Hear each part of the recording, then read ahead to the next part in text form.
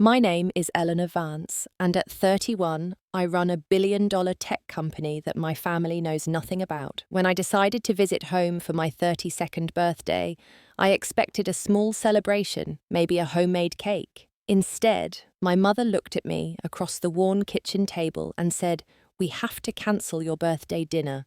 We need the money for your sister Chloe's trip to Europe."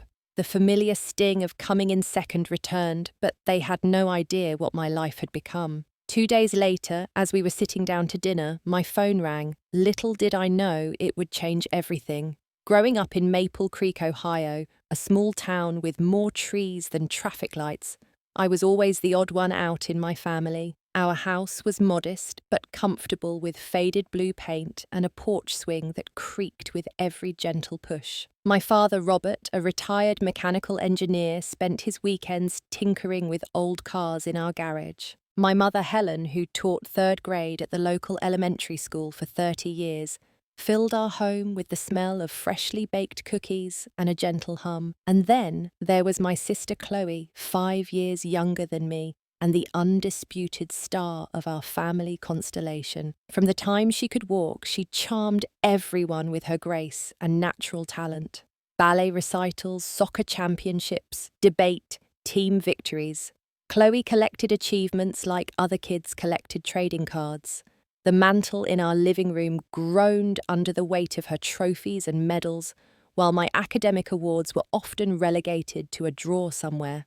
"Chloe has a natural gift," my mother would often say to her friends at church gatherings. And Ella, well, she's a hard worker. The subtext was clear. Chloe was blessed with innate gifts, while I merely compensated with effort. The year I was 8, I brought home my first perfect spelling test. My father glanced at it and said, "Good job, kiddo," before returning to his newspaper. That same evening, Chloe, just 3 years old, stacked wooden blocks in a pattern my parents deemed incredibly advanced, earning her ice cream and endless praise. This pattern of treatment continued throughout my childhood. My A's were expected, not celebrated. When I made the honor roll every year in high school, my mother would nod and say, "That's what happens when you study hard." Meanwhile, when Chloe received her first B+, our parents took her out for a special dinner to celebrate her breakthrough. The family money always seemed to flow toward Chloe's passions: private riding lessons, expensive art camps, custom-designed costumes for competitions. No expense was too great. When I needed a new graphing calculator or wanted to attend a summer science program, I was gently reminded of the family's budget constraints and encouraged to get a part-time job.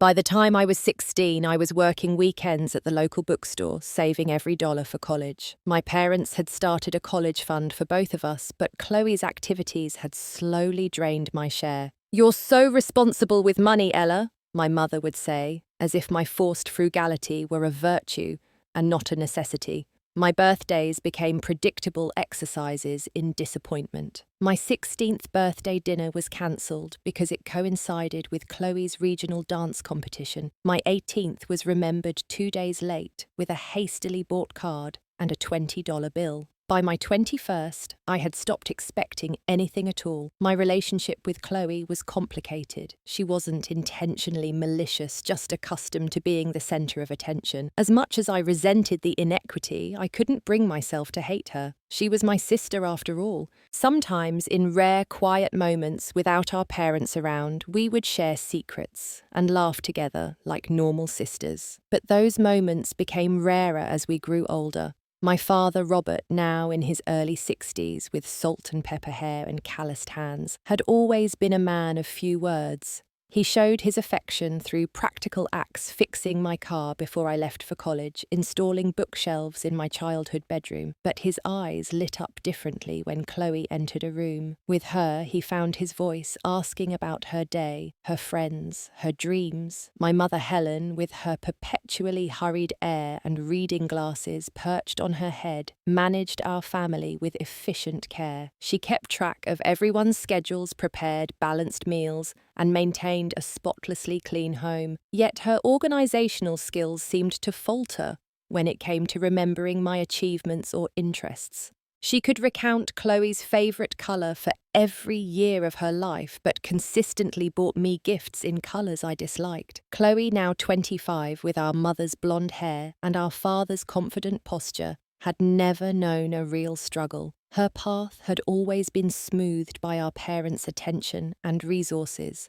After graduating from college, which our parents paid for in full, she decided to become a freelance artist. "I need to find my authentic self," she explained, while our parents nodded in understanding. No one mentioned the business degree that had cost them tens of thousands of dollars. When I graduated from college with honours in computer science, I received a card from my family, who couldn't attend because of Chloe's regional equestrian competition. I stood alone after the ceremony, watching other graduates surrounded by cheering relatives, and made a decision that would change my life. I would build a success so undeniable that even my family would have to see me. I packed my modest belongings into my old car and drove to San Francisco without looking back. The distance between Maple Creek and San Francisco was only a few hundred miles, but emotionally, I was crossing an ocean. My journey to success began in a cramped studio apartment in San Francisco, where the rent was more than my parents' mortgage. With my computer science degree and my determination as my only assets, I landed an entry-level programmer position at a mid-sized tech company. I worked 14-hour days, volunteered for every project no one wanted, and spent my weekends learning new programming languages while my peers explored the city's nightlife. In those early years, I called home every Sunday. Our conversations followed a predictable script. My parents would share detailed updates on Chloe's latest accomplishments, ask me a few perfunctory questions about my little job, and then hurry off the phone for something more pressing. I never corrected their assumption that I was a replaceable cog in a corporate machine. Something in me wanted to prove myself before revealing the truth. Within 2 years, I was promoted to senior developer, then team lead. By my 3rd year, I was managing the company's most profitable division, but the corporate ladder felt too confining for my ambitions. I had ideas that could revolutionize educational technology, ideas that my bosses were too cautious to pursue. So at 26, I took the biggest risk of my life. I cashed out my meager savings, secured a small business loan, and founded Etheria Solutions. Our mission was to develop artificial intelligence systems that could adapt to individual learning styles, making quality education accessible to all students, regardless of their resources or location. The first few months were terrifying. I ate ramen noodles for dinner most nights and slept on an air mattress in our tiny office space. The breakthrough came 18 months later. Our adaptive learning platform caught the attention of a prominent tech investor after a successful pilot program in 3 inner-city schools. Test scores increased by 30%, teacher satisfaction improved, and student engagement doubled. The investor offered $5 million for a 20% stake in the company. That investment changed everything. I moved from my cramped apartment to a spacious penthouse in Pacific Heights with a panoramic view of the Golden Gate Bridge. Our company moved to a modern office in the financial district, complete with the requisite startup perks, cold brew on tap, ergonomic workstations, and a rooftop garden. But the most valuable addition to my life was Sarah, the executive assistant I hired to manage my increasingly complex schedule. Sarah, with her impeccable organizational skills and unflappable demeanor, quickly became indispensable. More than an assistant, she became my confidant and the closest friend I had allowed myself in years. She knew when to push me to take a break, when to order my favorite Thai food during late work nights, and how to diplomatically reschedule meetings when I needed creative space. She was also the only person who knew the full extent of the complexities of my relationship with my family. "Your parents really don't know you're a millionaire CEO?" she asked incredulously after overhearing a particularly dismissive phone call with my mother. I shrugged. "They think I work in an office doing something with computers. I've never corrected them." Sarah shook her head. The Christmas bonus you sent them last year was more than most people's annual income. I told them it was a company-wide holiday gift for employees' families, I explained. The truth was, my parents never asked for details about my career. In our brief phone calls, they seemed content with my vague pronouncements that work is fine before eagerly sharing Chloe's latest yoga certification or travel plans. After years of feeling invisible, I had stopped trying to be seen, but my professional profile was becoming harder to keep secret. Last month, I was named in Forbes' 30 Under 30 list. Etheria Solutions had grown to 150 employees, with our educational software implemented in over 500 schools nationwide. And just last week, we signed a $40 million contract with one of the largest school districts in the country, a deal that would bring our adaptive learning technology to nearly 1 million students. Success brought a strange mixture of validation and emptiness. I had achieved everything I had set out to accomplish professionally, but the personal validation I craved from my family remained elusive, largely because I had never given them the chance to acknowledge it. As my 32nd birthday approached, I found myself staring at the photo on my desk, the only family picture I displayed. It was taken at Chloe's high school graduation, all of us smiling in the California sun. For all that had happened, they were still my family. Maybe it was time to bridge the gap I had helped create. On a whim, I called my mother and told her I wanted to come home for my birthday weekend. Her surprise was palpable, but she quickly recovered. Of course, dear, we'd love to have you. I had Sarah clear my schedule, turning down her offer to arrange a private jet. I'll drive, I insisted, feeling a need to make the journey in a way that connected me to my past. Just a normal visit home. Sarah gave me a skeptical look, but nodded. Should I forward any of your birthday gifts to your parents' house? I laughed at the thought of my employees' lavish gifts being delivered to my parents' humble home. Definitely not. As far as they know, I'm just a regular office worker who can barely afford her San Francisco rent. As I packed a bag for the weekend, deliberately choosing simple clothes over my usual designer wardrobe, I wondered if I was making a mistake. Part of me wanted to show up in a blaze of glory, forcing them to acknowledge what I had achieved. But another part, perhaps the wiser part, knew that real connection couldn't be built on resentment or gloating. I decided to approach the weekend with an open heart. Maybe this birthday would be different. Maybe, after all these years, my family would finally see me.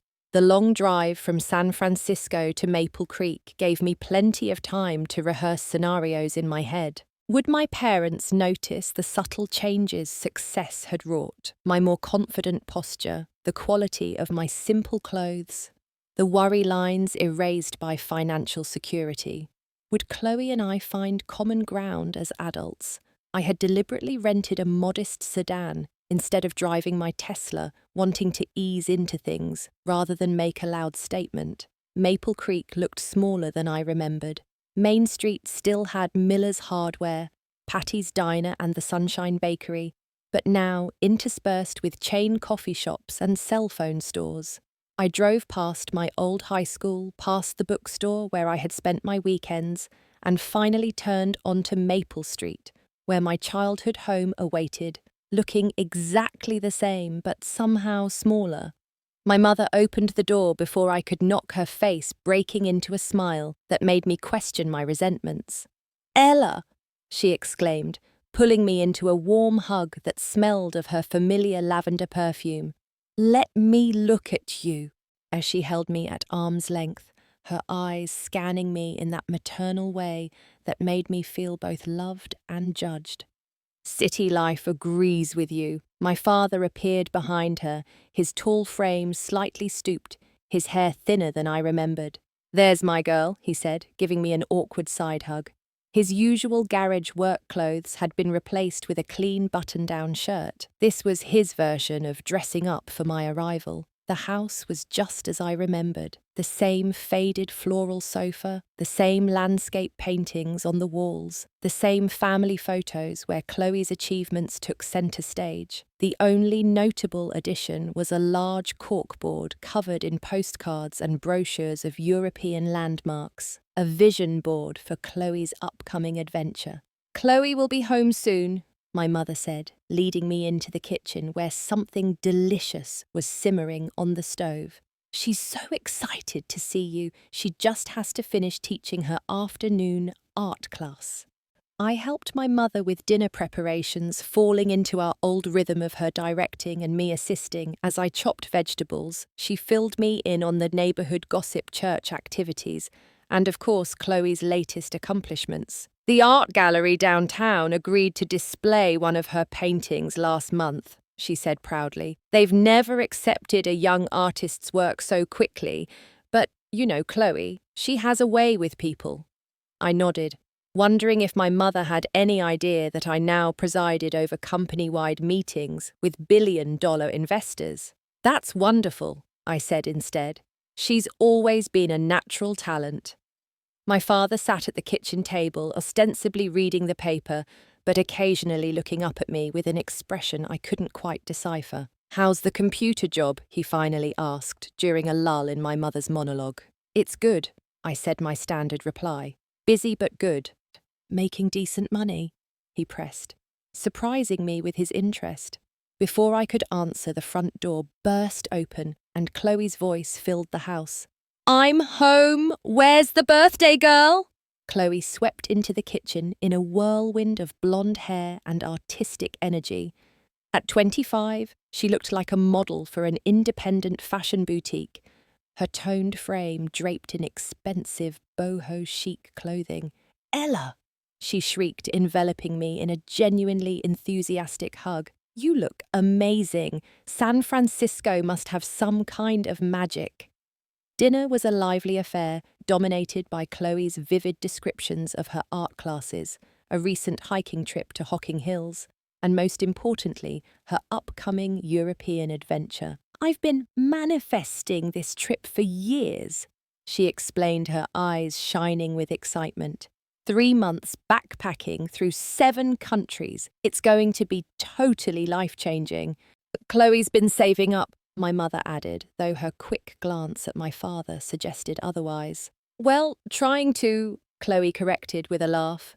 "Teaching art is spiritually fulfilling, but not exactly lucrative. Mum and Dad are helping me with the airfare." My father cleared his throat. "Speaking of finances," he said, his eyes not quite meeting mine, "Ella, we need to talk to you about your birthday dinner." My mother reached across the table and patted my hand. "We had originally planned a really nice celebration at Giovanni's for your birthday tomorrow. We made the reservation months ago." I remembered Giovanni's, the fanciest restaurant in Maple Creek, where we had celebrated Chloe's high school graduation. A warmth spread through my chest at the thought that they had planned something special. "But we had to cancel the reservation." My mother continued, her tone apologetic, but matter-of-fact. "We needed to put that money toward Chloe's plane ticket. The prices just keep going up, and if we don't book soon, she might not get the dates she needs for her art retreat in Bali." The warmth in my chest vanished, replaced by a familiar cold weight.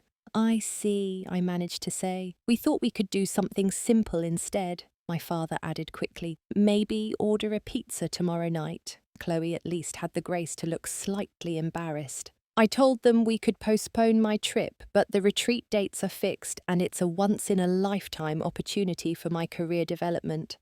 My mother nodded vigorously. "Exactly. You understand, don't you, Ella? You have a steady job, but Chloe is at a crucial point in her career path. These connections could really put her on the map." I looked at their expectant faces. My mother's practical concern, my father's discomfort, Chloe's barely concealed excitement about her trip. After all these years, nothing had changed. I was still the responsible one, the one who was expected to understand, to step aside, to need less. I swallowed the lump forming in my throat and forced a smile. "Of course I understand. Pizza sounds great." The relief on my parents' faces was palpable. My mother launched into an explanation of which pizza place made the best gluten-free crust for Chloe's sensitive digestion, while my father retreated behind his newspaper. Just like that, my 32nd birthday had been downgraded and dismissed. I sat in silence, pushing food around my plate, fighting the urge to tell them I could buy the entire restaurant if I wanted to, let alone pay for a simple birthday dinner. But some stubborn part of me wanted them to value me without knowing what I had become. To see Ella, the daughter, not Eleanor Vance, the successful CEO. As I sat there listening to Chloe detail every planned stop on her European itinerary, I wondered why I had bothered to come home. Some childish part of me had hoped things would be different this time. But here I was, 31 years old, successful beyond my wildest dreams, and still invisible at my own family's dinner table. The next morning was no better. My mother had forgotten to buy the dark roast coffee I loved, only remembering that Chloe avoided caffeine, so I had to walk to the local coffee shop to get my necessary morning fix. When I returned, the house was buzzing with activity, but none of it had to do with my birthday. My mother was helping Chloe organise her travel documents, while my father researched European power adapters online. "Ella dear, would you mind running to the store?" my mother asked, without looking up from Chloe's passport. "We need ingredients for dinner tonight, and I can't leave this right now." I agreed, swallowing my disappointment. Even on my birthday, I was an afterthought, useful mainly for errands. As I drove to the grocery store in my rental car, I checked my phone and saw dozens of birthday messages from my staff and business partners. Sarah had sent a picture of a gorgeous cake waiting in my San Francisco office with a message, "We miss you, boss. Let me know if you need an emergency extraction from family time." The contrast between my two worlds had never been so stark. In San Francisco, I was valued, respected, even admired. Here in Maple Creek, I was just Ella, reliable, unremarkable Ella, who could surely understand why her birthday dinner needed to be sacrificed for her sister's adventures. That evening, we gathered around the dinner table again. My mother had ordered pizza as promised, remembering Chloe's dietary preferences, but forgetting that I had always hated mushrooms, which covered half the pie. My father had bought a small supermarket cake on which my name was misspelled as Ellen. No one bothered to correct the mistake. "So, Ella Gitse," my father said as we ate, "tell us more about your computer job." Still at the same company, the question presented an opportunity to finally reveal the truth, but something held me back. "Still in tech," I said vaguely.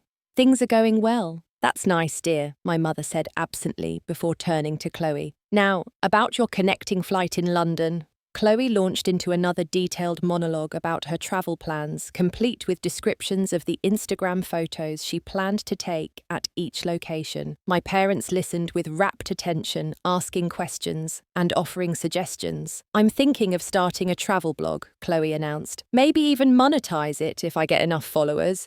It could be the start of my personal brand as a global artist influencer."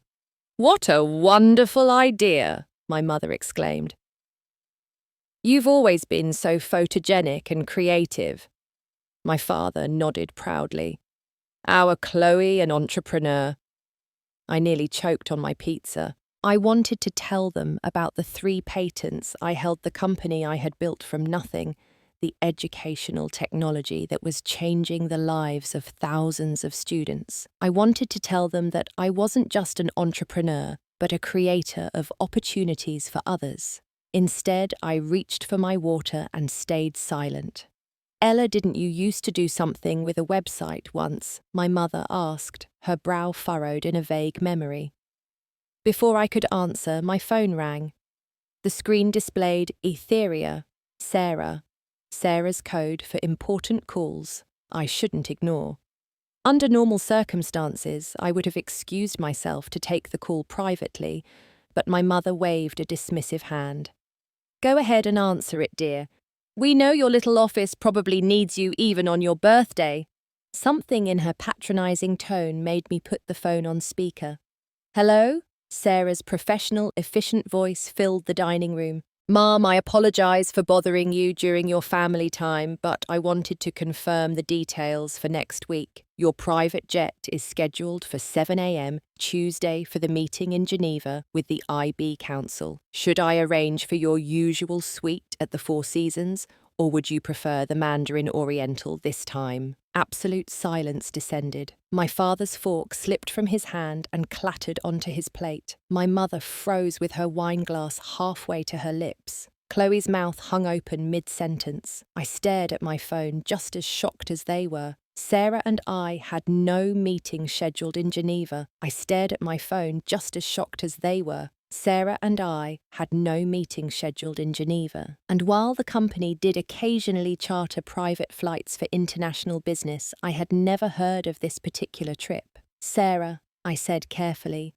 I think there might be some confusion about my schedule. Oh, Sarah sounded flustered, which was very unlike her usual calm demeanour. I'm so sorry, Ms. Vance. I just saw the email from the Swiss delegation. They specifically requested you to present the educational implementation plan in person. The board thought chartering a jet would be most efficient given your tight schedule next week. Should I tell them you're unavailable? 3 pairs of eyes stared at me in stunned disbelief. I took a deep breath, realizing that the moment of truth had arrived, albeit in a way I had never expected. Please tell them I'll need to review the materials before confirming, I said, trying to maintain my professional demeanour despite my racing heart. And Sarah, let's talk tomorrow about travel arrangements. Of course, Mom. Again, my apologies for the interruption. Happy birthday. When I ended the call, the dining room remained frozen in a tableau.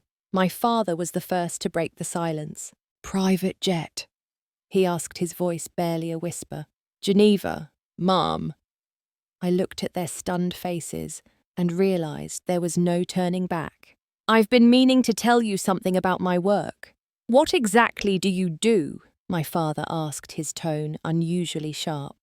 The newspaper, with his half-finished crossword puzzle, lay forgotten beside his plate. I took a deep breath. This was not how I had imagined revealing my success, but perhaps there was no perfect way. I'm the founder and CEO of Etheria Solutions. We develop artificial intelligence systems for educational applications. My mother's forehead wrinkled in confusion. But you told us you worked at a tech company in an office. I do work at a tech company in an office, I said carefully. But I don't work for anyone else.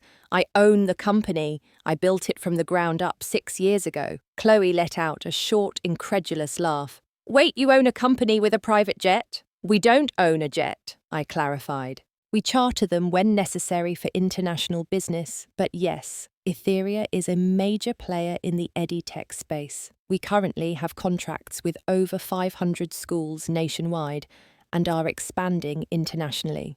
My father leaned forward, his engineer's mind clearly trying to process the practical details. How many employees do you have? 150 at last count. We'll probably hire another 50 after our latest contract is implemented. And you're the boss, my mother said slowly, as if testing the concept. The actual boss of all those people, I nodded, watching as recognition dawned on their faces.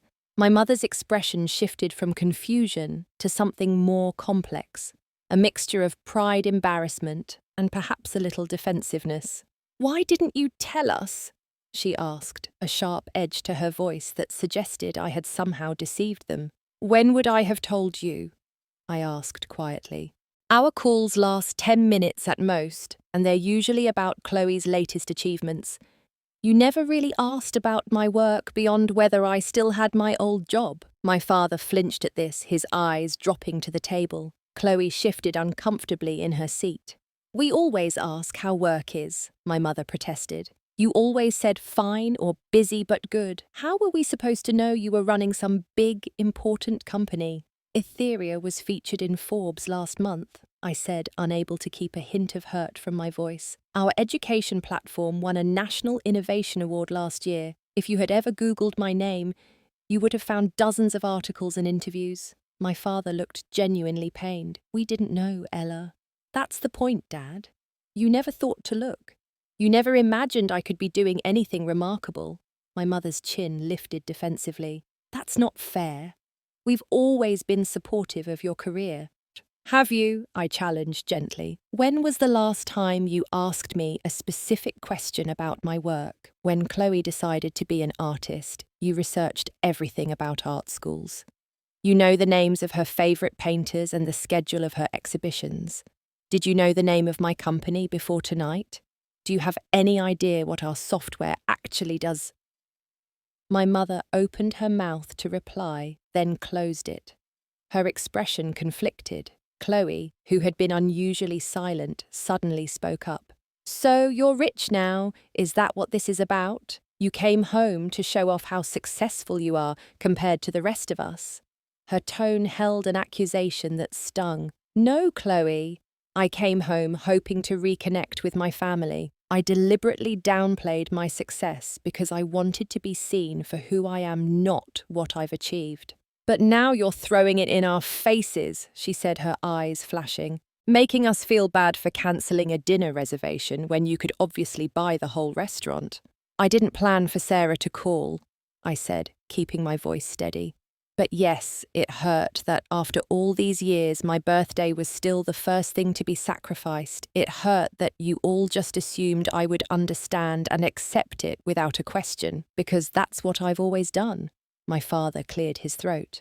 Ella, we never meant to make you feel less important. We just thought, you thought Chloe needed the support more, I finished for him. You've always thought that, and maybe that was true when we were children, but I'm 32 years old today, and you still treat me as if my feelings and my milestones are less significant. My mother's eyes welled with tears. We are proud of you, Ella. We've always been proud of how responsible and independent you are. That's the problem, Mum. You were proud that I didn't need you, that I never caused trouble or made demands. You valued my absence more than my presence. Chloe abruptly pushed her chair back from the table. This is ridiculous. You disappear to San Francisco, barely keep in touch, hide your entire life from us, and then blame us for not knowing about it. Maybe if you had shared anything real about yourself for the past decade, we would understand you better. There was enough truth in her words to give me pause. Had I withdrawn too completely? Had my hurt caused me to build walls too high for my family to scale? You're right, I admitted, surprising her. I stopped trying to be seen a long time ago. But that doesn't change the fact that you all were so quick to cancel my birthday plans for Chloe's trip without a second thought. That pattern has been consistent my entire life.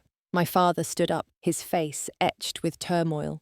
I think we all need some time to process this. Ella, I'm sorry about your birthday dinner. We should have found another solution. My mother wiped at her eyes. Maybe we can still call Giovanni's, see if they have a table tonight.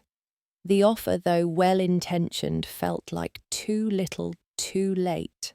I think I need some space, I said, getting to my feet. I'm going to get a hotel room for the night. Don't be silly, my mother protested. Your room is all made up. I need to think, Mum, and make a few work calls.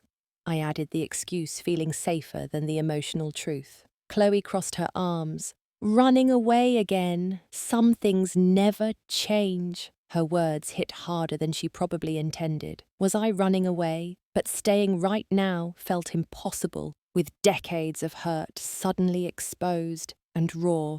I'll call you tomorrow, I said, grabbing my purse and phone. We can talk more then. As I walked out the door, my father followed me. Ella, he said quietly, I'm sorry. Not just about the dinner, but about a lot of things. I nodded, unable to trust my voice. Then I got in my rental car, the tears finally falling once I was safely inside. As I drove toward the only hotel in Maple Creek, a place I could never have afforded to stay in growing up, I wondered if I had just irrevocably broken my relationship with my family, or if this painful honesty could finally lead to something better. The Oakwood Inn was hardly comparable to the luxury accommodations I had grown accustomed to, but its presidential suite, the only one in the building, offered the privacy and space I desperately needed.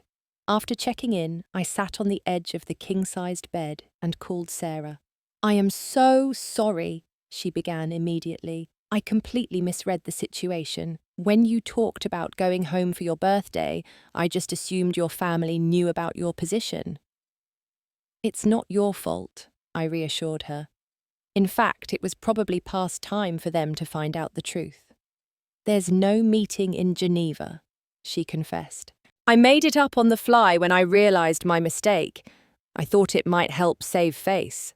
Despite everything, I laughed. Well, your improv skills are impressive, but now my family thinks I'm regularly jetting off to meet with foreign dignitaries. Aren't you? What about that education summit in Tokyo last month? That was different, I protested weakly, then sighed. Honestly, I don't know what's real anymore. I've been living a double life for so long.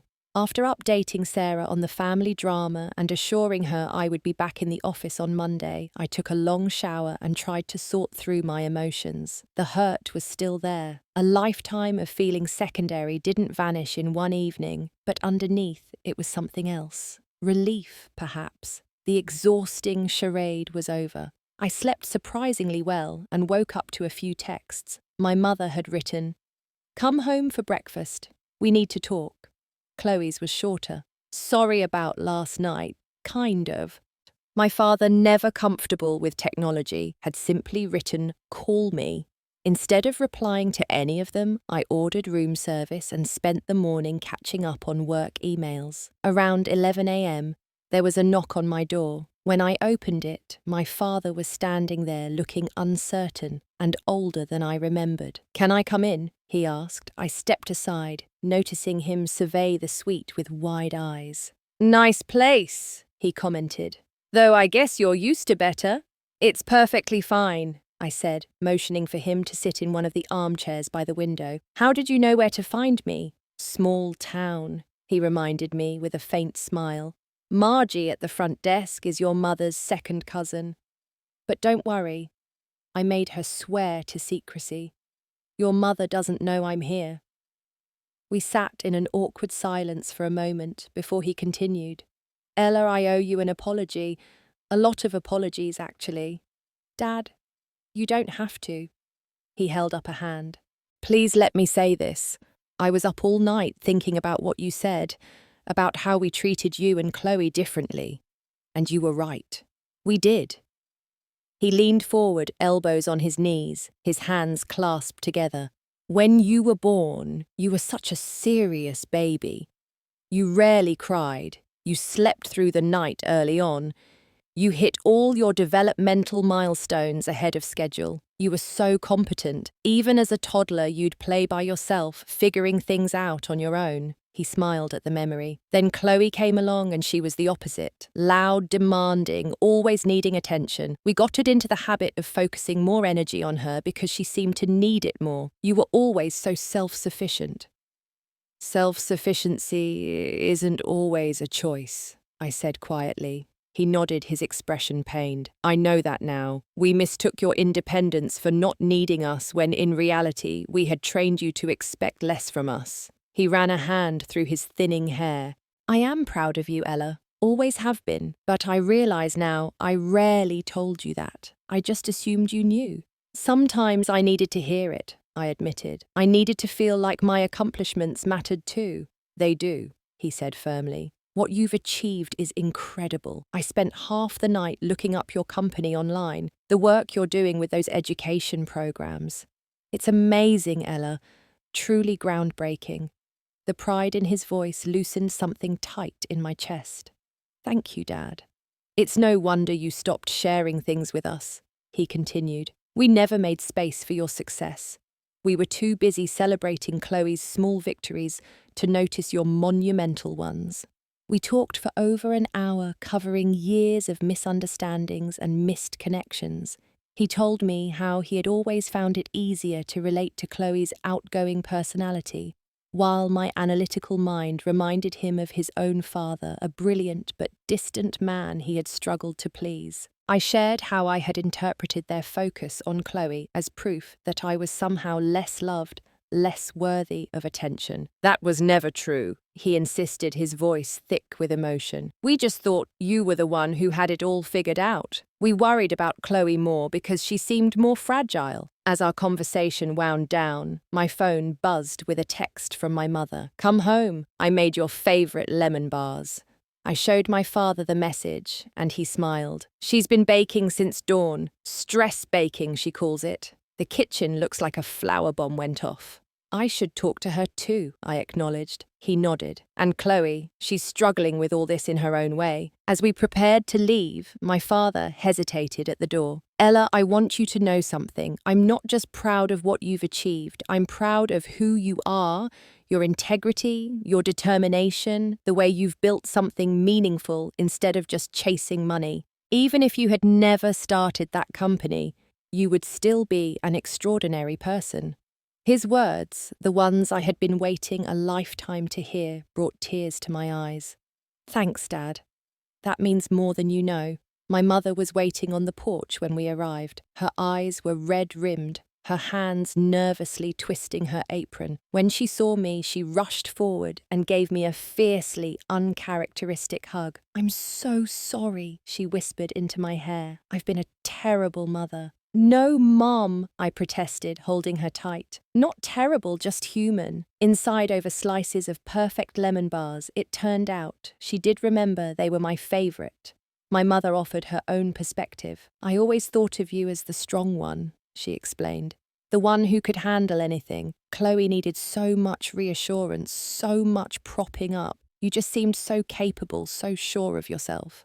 "I was faking it most of the time," I admitted.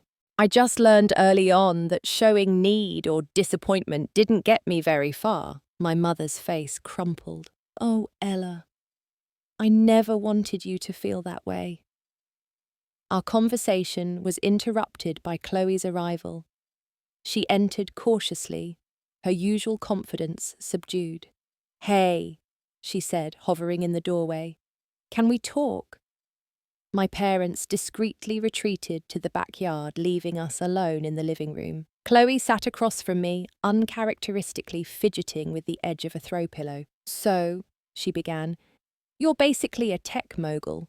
I smiled faintly. "I wouldn't go that far." "Google would," she countered. "I spent hours last night reading about you. Why did you never tell me any of this?" I considered the question carefully. Partly because no one asked, and partly because I was afraid. Afraid of what? That it wouldn't matter. That even knowing I had built something important, you would all still just see me as boring, responsible Ella, an afterthought. Chloe winced. "That's not fair." "Isn't it? You called me the birthday girl yesterday, but did you actually remember it was my birthday before Mum mentioned cancelling the dinner?" Her silence was answer enough. "Look," I continued more gently, "I'm not innocent here. I withdrew. I kept secrets. I built a wall between my life there and my life here. But can you understand why?" Chloe nodded slowly. "I think so, and I'm sorry about the birthday dinner. I should have insisted they keep the reservation." "It's not about the dinner," I said. "It's about the pattern, about always being the one who's expected to understand, to step aside, to need less." "I never saw it that way," she admitted. "I just thought that was our dynamic. You were the serious, successful one. I was the free spirit who needed more help." "Maybe we've both been playing the roles assigned to us for too long," I suggested. "Maybe we both need to see each other more clearly." Chloe reached for my hand. "I'd like that. And for what it's worth, happy belated birthday, big sister. I've always looked up to you, even if I was the one getting all the attention." That evening, I suggested we all go out to dinner. Not to Giovanni's, but to the Sanctuary, the fanciest restaurant in the next town over. As we enjoyed a meal that cost more than my parents typically spent on groceries in a week, we talked more openly than we had in years. My mother asked detailed questions about Etheria. My father wanted to understand the technological innovations behind our education platform. Even Chloe seemed genuinely interested in my work life. "We should plan a trip to San Francisco," my mother suggested. "See your office, your home, really understand your life there." "I'd like that," I said, and I meant it. And speaking of trips, 3 weeks after that revelatory birthday weekend, I stood at the private terminal at San Francisco International Airport. watching my family's wide-eyed reactions. My father examined the sleek private jet with an engineer's appreciation for its design. My mother clutched the new suitcase I had sent them all in preparation for this trip. Chloe was practically bouncing on her toes with excitement. "I still can't believe you did this," she said for probably the 10th time that morning. "Consider it making up for lost time," I replied, smiling at her enthusiasm. Instead of just funding Chloe's European adventure, I had arranged for our entire family to spend 2 weeks together, a week, at a luxury villa in Tuscany and another exploring Paris, with accommodations at the very Four Seasons Sarah had mentioned on her fateful call. It was extravagant, yes, but after so many years of distance, I wanted quality time together in a context where old patterns couldn't so easily reassert themselves. The past few weeks had brought significant changes in our family dynamic.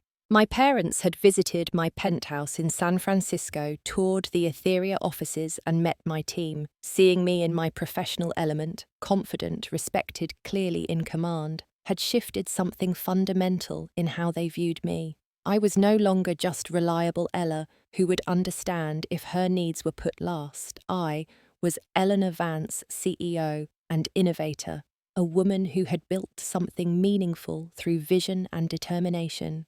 More importantly, I was still their daughter, flawed, not invincible, but deserving of the same attention and consideration they had always given Chloe. Our conversations had become more balanced, with my parents making a noticeable effort to ask about my life and truly listen to the answers.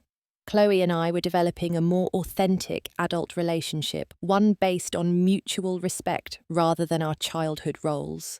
On our last night in Tuscany, sitting on the villa's terrace, overlooking rolling vineyards, bathed in the sunset's glow, my father raised his wine glass for a toast.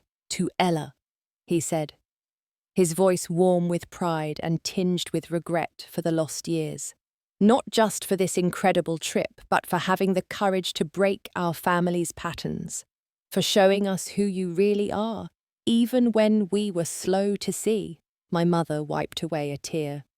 "And for forgiving our blindness," Chloe added her glass to the toast, "to second chances and new beginnings." As our glasses clinked in the golden light, I felt a sense of peace I hadn't known in decades. The hurt wasn't entirely gone. Deeply ingrained patterns rarely heal without scars, but something new was growing in its place, understanding forgiveness, a more honest connection. The day after we returned from Europe, I surprised my family again. This time with the news that Etheria would be opening a development office just 30 minutes from Maple Creek. "We're expanding anyway," I explained, "and I've realized I want to be closer to home." Even more surprising was Chloe's request for an internship on our marketing team. "I still love art," she clarified, "but maybe it's time I challenged myself with something new, something where I have to actually earn my place." My parents were evolving too. My father volunteered to mentor young engineers at Etheria 1 day a week. My mother started a reading program at the local schools that used our educational software. Small steps, but significant ones. As for me, I was learning that true success can't be measured in contracts signed or revenue generated. The most important wealth wasn't in my bank account, but in these renewed connections, in being fully seen and accepted by the people who had known me the longest. The path to healing wasn't straight or simple. Old habits sometimes resurfaced. Conversations occasionally grew tense when sensitive topics arose, but we were trying, all of us, to build something better than what we had before. On my 33rd birthday, we celebrated at Giovanni's, the original restaurant from the year before. No cancelled reservations, no competing priorities, just family connecting in an honest way. "I was thinking," my mother said as dessert was served, "about something you said that night when everything changed, about how we valued your absence more than your presence." I winced slightly at the memory of my harsh words. "You were right," she continued. "We took your strength for granted. We assumed you needed less from us because you asked for less. That was our failure, not yours. And my failure was in withdrawing instead of speaking up, I admitted. We all played our part in this. My father reached for my hand. The important thing is that we're writing a new story now, together.